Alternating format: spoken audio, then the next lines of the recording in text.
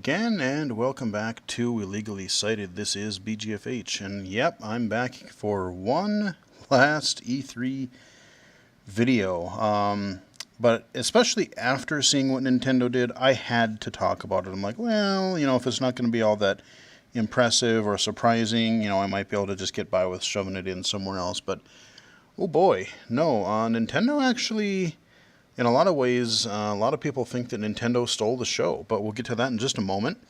For the backdrop of this video, I was trying to think of what to do. I'm like, I don't want to do Wolfenstein again, Brutal Wolfenstein.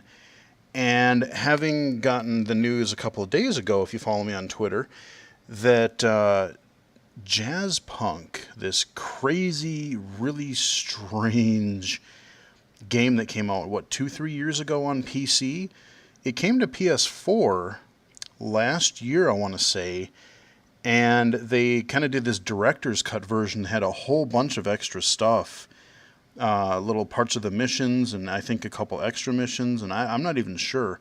But I found out that is coming to the PC, I think literally within the next week or so, maybe by this weekend as I'm recording this. So I am so buying that, or if I get a free upgrade, I don't know how that's going to work.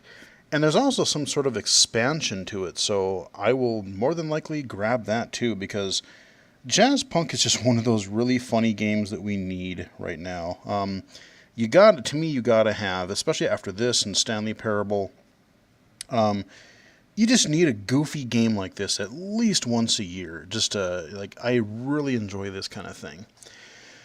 So we are just going to wander around the first level of Jazzpunk. Unfortunately, because I didn't have it already installed, I had to start from the beginning. What I really wanted to do was jump into... I have covered this game. I did a low vision spotlight on Jazzpunk already. So if this looks interesting to you, definitely give it a look, because I would highly recommend checking out that video. And especially once that... director's cut version comes out and whatever, I might consider doing a let's play for this, because it is just interesting. So I'm not really going to talk about this game. If you have no idea what's going on, justifiably so, that just might get you more interested in checking out the other video. Or, I said maybe the let's play when it comes out, because it is fully voiced too. Like, everyone speaks in these weird, like weird robotic... I turn the volume down right now, but it's just got this really minimalist and robotic thing. It's pretty damn funny. So Nintendo. I covered everybody else so far. Ubisoft, Sony, Microsoft, Bethesda, EA. It's so hard to even keep track anymore. There's just so many things. Yes, Wilhelm scream. Oh man. So... yeah, I was not expecting a whole lot from Nintendo as far as, what are they going to announce? I pretty much thought I knew everything, or most everything, or could predict what they were going to announce. And boy, was I wrong. They actually announced quite a bit of interesting stuff that was and wasn't expected. So... they did their little half an hour, I forget even what they called it, basically like their E3 Nintendo Direct kind of a thing. And so here's the surprising part. We got not one, but two Metroid games. Remember how everyone was disappointed with the Freedom Force or whatever the heck it was? In the last year, when I think it was 20 or 25 year anniversary of Metroid, they're making up for it now, because all it was, they only had the one trailer in the event, but then shortly after they unveiled it in their little treehouse stream. But all they revealed is a title, cool looking one at that. But all they revealed is title for Metroid Prime 4. So Metroid Prime, that started out on the GameCube. I remember everyone freaked out about that. I mean, I was kind of curious myself, kind of skeptical, because Metroid has always been this 2D, where do you think we get Metroidvania from? You kind of have this 2D open world sort of you get more power-ups, and then you find new places and all those kinds of things. So you do all that, and they announce, oh, Metroid Prime, we're going 3D, or we're going first person. Like, all the platforming and stuff like that, that's never going to work. Somehow Nintendo and Retro Studios, they found a way, and it worked extremely well. My friends and I in the dorms back in college, back in the day, we played the hell out of the first game. I very briefly played the second one, never really got into that, and I didn't play 3 because that was on the Wii, and of course they had to, I know some people really loved it for first-person shooters and things, but the sensor bar aiming for Metroid Prime 3, so I was not able to play that because I had to sit far enough back from the TV. All these pointer, the pointer controls, I just couldn't do it, So I didn't play 3 for that reason. I could probably watch them on YouTube. And then the Metroid series has had some really bad missteps in the last few years. Metroid Other M was a disaster. That was a Team Ninja outfit, and that didn't turn out at all like we had wanted. And then we had this, I think it was Federation Force. It came out last year. They had a multiplayer thing, but then they also had a, this sort of cooperative bounty hunter thing that, I don't know. It just wasn't really all that. I didn't pick it up. That was a 3DS game. Yeah, we get Metroid Prime 4. All we got was a title, or like a, title screen or something, so with some cool music. And so that's all we got. But, so I would say at very earliest next year, if not 2019, early 2019, especially knowing how Nintendo's games get delayed. That said, I don't really care. It's cool that it exists, and with the way that Nintendo is knocking it out of the park with their Switch games so far, first and third parties, we got a Blaster Master, we've got a beautiful, like a really cool original Legend of Zelda, Mario Odyssey, which I'm going to talk about in a little bit. But they're doing stuff. They're trying new things with their franchises, like their core franchises, and they're kind of, people have been saying, oh, the Mario games, the Zelda games, they're feeling a little bit stale after a while, blah, blah, blah. You can't really say that anymore because they're mixing things up quite a bit. So, yeah. And then the other Metroid game they announced after the little event in their treehouse was Metroid Samus Returns, which is actually a reimagining of the original Game Boy's Metroid 2, which is kind of funny. Remember last year when I covered that fan-created project, AM2R, which is actually fantastic, by the way. Check that out if you want to find a really cool Metroid game. It's going to be a little bit harder to find online, but once it's out there, it's out there. I have a version of it that I definitely don't intend to get rid of, and it's really, really cool. But other than the fact that Nintendo always shuts those kind of projects down, gee, I wonder how they're going to, I wonder they're doing that. So, yeah, and it looked really good. Unfortunately, that is not coming to the Switch. That is only coming to the 3DS or 2DS if you prefer. But, and that's coming out like really soon, like it's August or September. So, that's coming out really soon, and that's really cool. Seem to have quite bright colors and different things, so parts of it look sort of familiar as far as like you're still fighting these different types of Metroids. They're adding new mechanics and all kinds of stuff. That's about all I know, but that's really all I need to know. I mean, I played the crap out of Zero Mission back on the Game Boy Advance days, so more than likely that is a day one purchase for me. I'm going to have to dust my 3DS off because I haven't played that thing in ages. But for Metroid, I might just have to do that. So those are the main two that were really surprising to me. Then you had other things. You had, like, the new Fire Emblem game. Not really, again, I'm not really into those types of games, so I don't really pay attention. That's kind of like your strategy RPG sort of a thing. You had Xenoblade Chronicles 2, which, again, that is a really Japanese RPG.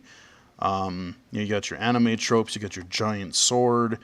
I'm guessing it's turn-based, so again, I'm not super interested, and I just don't have time to devote to something really that long anyway. So, if you're looking for, it's funny, I think that is the only role-playing game, traditional Japanese role-playing game that was actually shown at E3 this year. It just goes to show, like, other than the Final Fantasy remake that's going to come out probably, I don't know, sometime between now and 2048, there really aren't that many of those out there these days. We're kind of getting a lot of Western RPGs, but not near as many, at least right here. There's not near as many Japanese role-playing games. So, again, especially the nice thing about that is you have a home console in the Switch that you can just lift up and take with you. So, you get these epically long games that you can play pretty much anywhere, which is great for that kind of a thing. One thing I forgot to mention during the Bethesda event video that I did, but they mentioned it here again, is yes, Skyrim is coming to the Switch as well, and it's going to you can do traditional, or it seems like it has some motion control kind of thing if you take the Joy-Cons off, and you're actually going to be able to use some Link amiibo, and you're actually going to be able to wander around the land of Skyrim with the Master Sword and Hylian Shield. How freaking cool is that? I kind of want to play that. Like, I mean, I have it for the PC. The PC version's more than likely going to be just, the definitive version to play. But having a game like Skyrim that I could play on the go is kind of cool. If that game would go on sale eventually, I might consider picking it up down the line just for the hell of it. Why not, So we've got that. That's kind of a cool thing. They had the Pokemon event a week or two ago where they announced this basically the Pokemon fighting game Pokken Tournament or whatever. Then this other guy announced that it's really early in development, probably more than a year off, but they're actually doing a full Pokemon RPG for the Switch for the future too. So again, not something I'm personally interested in, but I know a lot of people will be. So that's really great news. What else? Boy, I'm just trying to think. Rocket League coming to the Switch. Again, that's a really good. You pull the Joy-Cons off. It's not that it's not that complex of a control scheme. So, you could easily do local multiplayer with the two Joy-Cons or a Pro Controller or what have you. And it sounds like I saw a little video on the side afterwards where the developers were saying that you're actually going to do just like you can the other games, where you can play the games with other platforms, so you can cross play with PS4 or PC or Xbox. I think that's the way that's going to work. So again, that's pretty cool. Speaking of different cross-platform and games and such, unfortunately, they didn't say anything, at least that I've heard so far, about the Virtual Console. Or, we had that announcement again about a week ago. I didn't talk about it on video at all before, but they talked about, how they're going to do, originally it was really stupid. They were going to do this thing of like oh, you subscribe to our paid online service and you're going to get a free game every month. You know, it's going to be, some of them will be updated for online multiplayer, which is cool. But you pay for the subscription and you only got a game for a month. And then if you wanted to keep paying for it, or if you wanted to buy it, then you could have it. But like it would expire after that month and then they would do something else. Now it sounds like they've changed, at least for the online paid online program, which got delayed. Your Nintendo service is going to be free for 2017, and then in 2018 is when they're going to start charging, and it's only going to be $20 a year, which seemingly is not bad. But I don't know how Virtual Console is going to tie into that, if they're going to also have that, or if they're going to have, if this new like subscription thing is going to like replace that. I don't really know. But now this subscription thing, you're basically, as long as, basically what you're doing with like PSN or PlayStation Plus, where as long as you're subscribed, you get to keep and play any of those released games as much as you want. So it's not limited to that 1 month time period and then they cycle through. So that is a very welcome change. So they didn't really talk about that stuff. I mean, ARMS is out on Friday. Probably not going to pick that up right away. I am curious, but with so much other stuff going on, so much other stuff to play, I don't know that I'm going to, that one I'm going to actually wait for reviews and a little bit more longer video to really see if I want to play that. Unfortunately, I would say wait for a price drop or a sale, but the problem is first-party Nintendo games don't really go on sale very much. It takes a long time, if ever, for the prices to really go down. Third-party stuff, sure, maybe, but first-party Nintendo software, good luck. That stuff generally does not go on sale very much. So, I don't know. ARMS, whatever. Splatoon, of course, they covered that, or Splatoon 2. That's coming out this summer. They're having events for ARMS and Splatoon at E3, so presumably if you want to watch those tournaments, I think the Splatoon thing starts actually today. And then is it ARMS today and Splatoon later in the week? I don't remember. But either way, they're having two different kind of competitions. So that might be kind of fun to watch. I hope they archive that because I don't know when it's on. And it might be fun to just catch up on it when it's done. Just watch the archive of it. But I'm trying to think if that was all they showed. Covered Pokemon, Metroid stuff, RPGs, Rocket League. Of course, there's going to be a FIFA soccer thing. We saw that on there. That I really don't care about. I've never really cared for a soccer. But again, I'm not going to dismiss it because a lot of people love soccer. It's one of the most popular sports in the world. So hey, that is out there. That's coming. I don't know about other EA games though. I don't know if like Madden's going to come, if they're going to make a version of that for the Switch. I don't know. And that event, they really didn't talk about the 3DS. That's more going to be like the Treehouse stuff. So other than the Metroid Samus Returns thing that I just heard about, I don't know what else is going to be coming out for the 3DS. I just got home from work a few minutes before starting this video, so I really haven't bothered to catch up on that. I'm going to probably upload this, make supper, and then kick back and consume mass quantities of E3 news and video and podcast content or whatever for the rest of the evening. So, yeah, I don't know. We'll probably find out more, but then I got to stop and talk about Super Mario Odyssey, which is coming October 27th. Oh, that's what I missed. There is a Kirby 2D, well, kind of a 2D-esque Kirby and a Yoshi game. How did I forget that? Both of those are coming next year, 2018. Kirby, I mean, the Kirby games are pretty cool. Like, that one looks kind of fun. I really, a lot of people thought it was too cutesy, but the one on the Wii, the Kirby's Yarn game that I forget the name of, was just, it had this just totally innocent, adorable look to it. This one is more just, it's more bright, whimsical, but it's, another Kirby game, which looks pretty good. The Yoshi game looked almost like a Paper Mario kind of a thing, like a not the RPG, but like Super Paper Mario kind of, but they're more. He almost seemed like he was in like a cardboard rather than paper. Like everything looked like not so much paper but cardboard cutouts almost. So that was kind of a neat look. How did I forget Yoshi and Kirby? Okay, now I feel better. I knew I was forgetting something before moving on to Mario.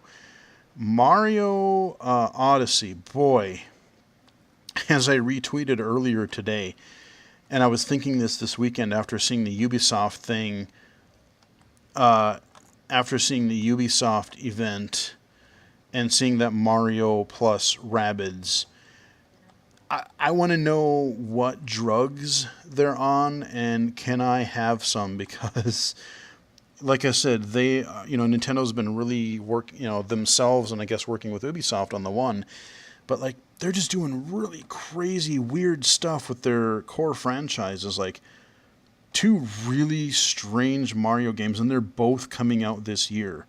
So, you got your Mario and Rabbids, I think that's like in August, and then October you have your Mario Odyssey, and that is really interesting. That it's kind of back to like your Mario 64, Mario Sunshine, a lot more just free roaming. Like it's not just like these little, like Mario Galaxy was cool, but again, the thing that really annoyed me about that game is they focused a lot on, there were parts of the game where you actually had to use your pointer controls to like grab these little stars or whatever to pull yourself along.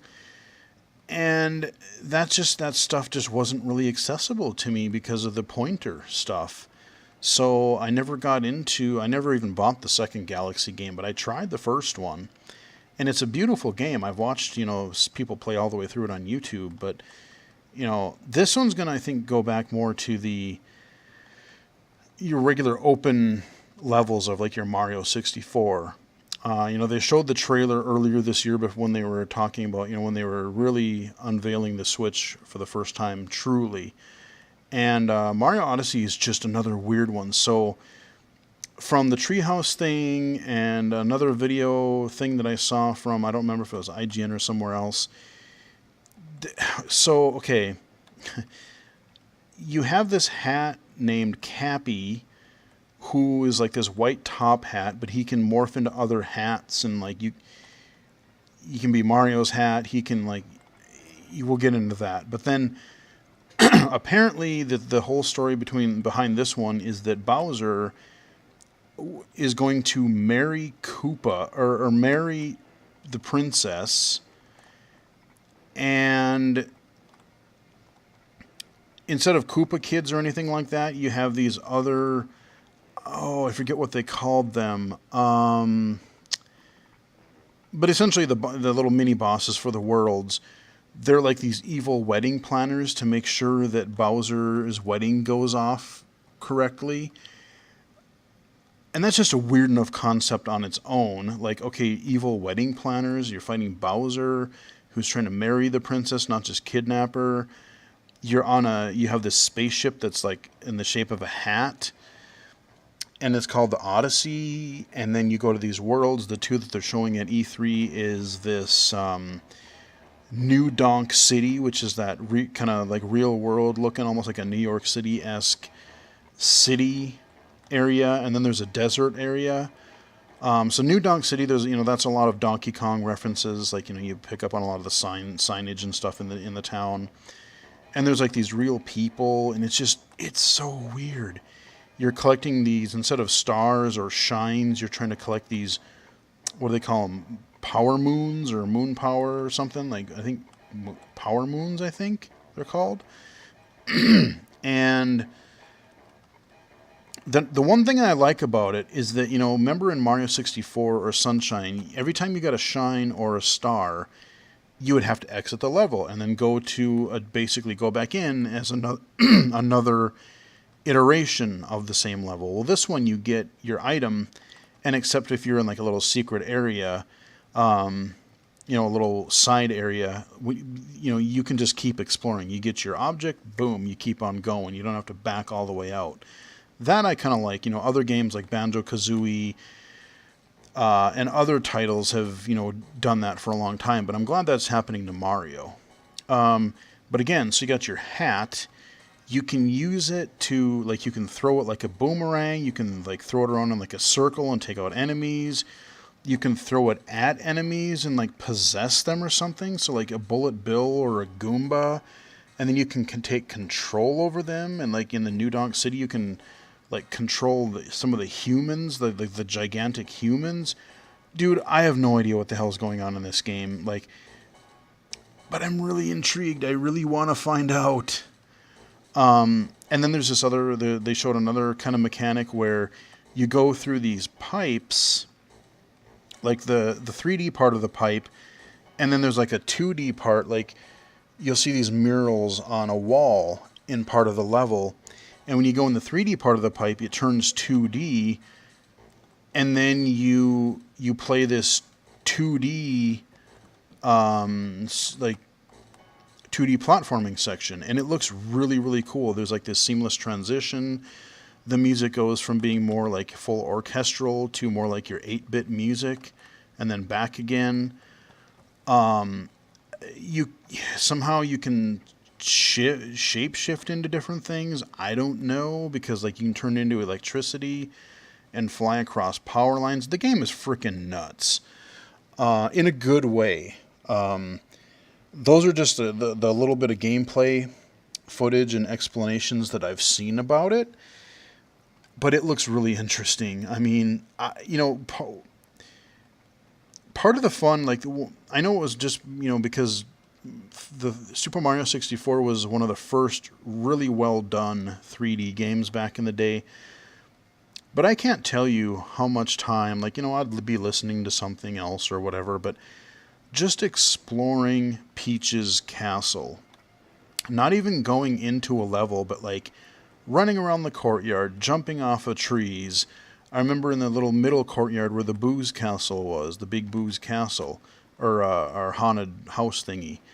I remember like there'd be little Boos out there eventually, and like I would bounce on them trying to get, like, see how many hops I could jump on without touching the ground, just stupid stuff like that.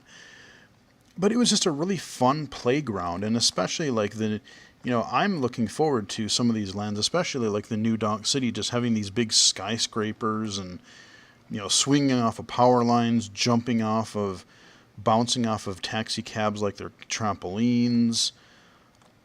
I don't know, it just has this really neat and very fresh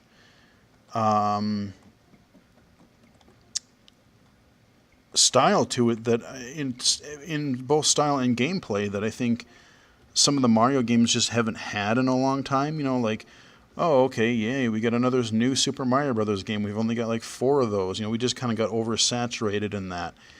The Galaxy games were cool, but I just, again, mainly because of the pointer thing, I just never got into them. I like parts of Mario Sunshine, but not a lot. I didn't care for Mario Sunshine all that much. What else? But yeah, so like I said, it's really cool to see how Nintendo is reinvigorating their core games again. You got Mario, you got Zelda, you've got Metroid. No Animal Crossing. Everyone is thinking they were going to redo just like they did Mario Kart. Everyone is thinking they were going to do Smash Brothers, the Wii, because no one really played the Wii U Smash Brothers. But they didn't announce that. I don't know. They didn't announce that, so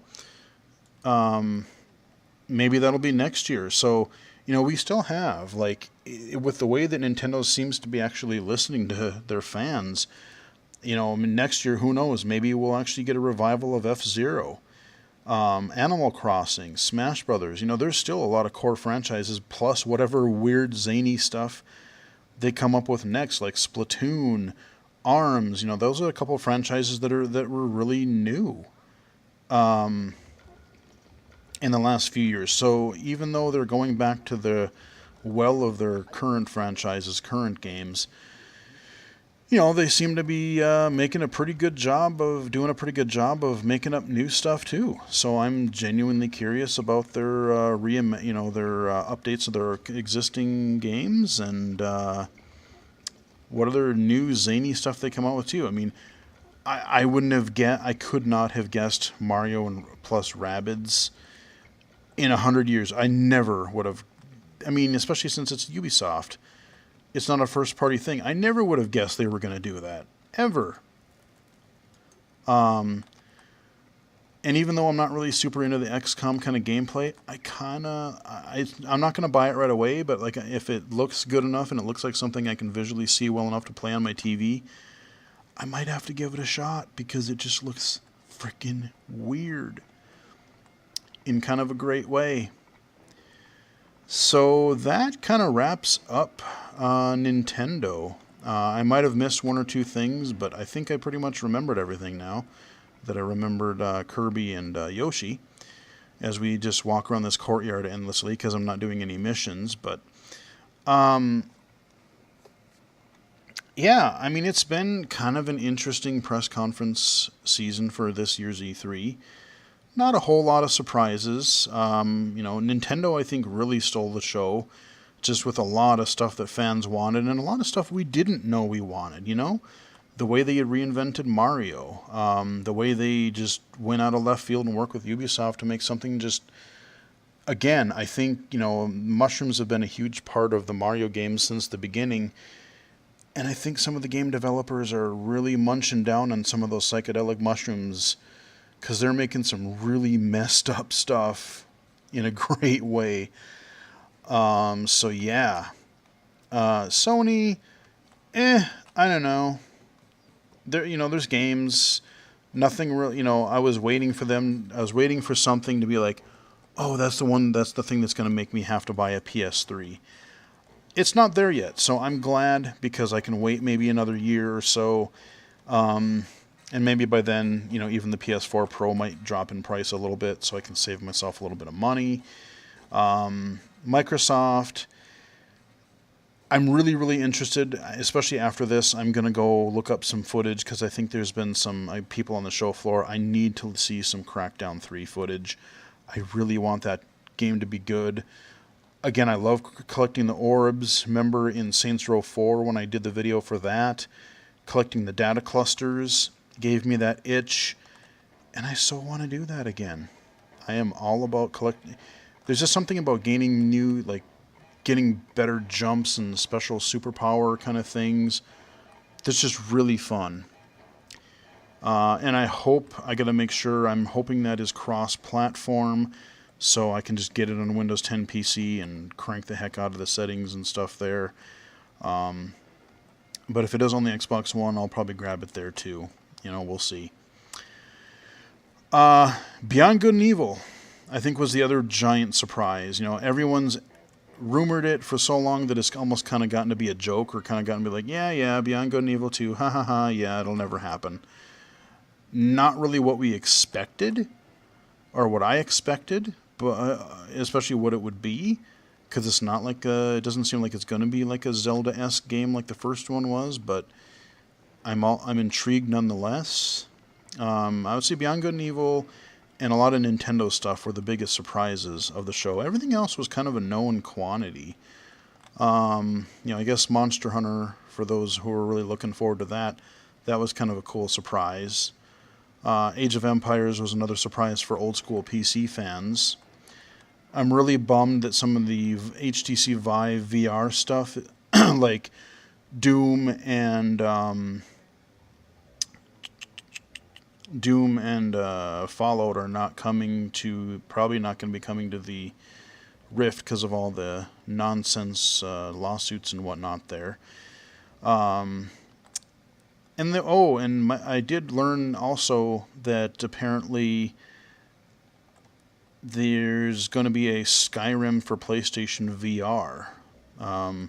So, yeah, we're getting a lot of VR for Bethesda games, I guess. So, I don't know if that's going to translate to PC or, like I said, I think the Rift might be SOL on that, but I'm not sure. Yeah, like I said, I'm sure there's going to be some littler games that you'll just find out from third parties that weren't at these conferences that you'll hear footage about on the floor. I mean, there's tons of indie games always coming out. There's so much that I can't even talk about that I don't even know that, third party stuff that's on the floor that's going to come to PC, it's going to come to consoles, whatever. I'm trying to think of any ones that I know of that might be coming. I can't really think of any, but I know they're out there, So we'll see. We'll see, but it's going to be one heck of a year for gaming. One heck of a good year, I think. So I think we're going to wrap it up there. I promise I'm done with E3 coverage now. Gonna just upload this right away, call it like, okay, we got bonus videos galore. Hope you guys do watch these. Hope you guys enjoy them. Hope you guys find them at least useful or entertaining, whatever. Tomorrow, I thought about waiting for this for tomorrow, but I'm like, no, let's just keep going with E3. I will do one more video tomorrow. Haven't decided if... what I'm probably going to do is either tomorrow or Saturday is going to be an accessible game to give you guys, the people who aren't as much into mainstream games. I want to give you guys an accessible game video. And then I kind of want to cover the Wolfenstein game, Low Vision Spotlight, just because I've used it in 2 videos already. And there's an early access game that I kind of want to cover at some point in the next couple of weeks too, because I think that game is like coming out in July or something. So I already have a video recorded for that. And then, like I said, within the next couple of weeks, we're going to look at Perception, which is that first-person horror exploration game where you are playing the blind woman that I've done the Low Vision Spotlight for. I have the videos are all recorded and uploaded, and I just got to release them to you. So lots of stuff to come, not to mention everything else that I've already recorded and they get to be recorded. So hope you guys enjoy everything on the channel, and follow me on Twitter at BGFH79. And until next time, we are done with E3 videos, and we'll talk to you later.